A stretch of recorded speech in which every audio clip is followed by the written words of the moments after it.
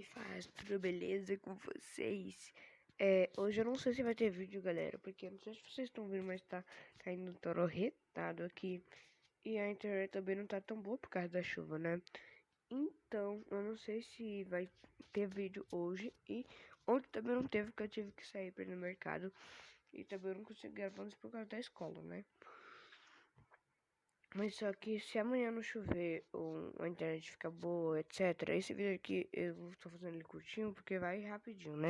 Já que o vídeo, como eu faço que demora 10, 5 minutos por aí, não vai rápido, né? Mas só que aí, se amanhã a internet estiver boa, eu faço de boa, né? O vídeo.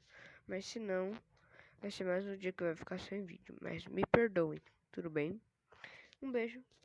E talvez amanhã vai ter vídeo, beleza? Um beijo. Se inscreva no canal, deixa o like.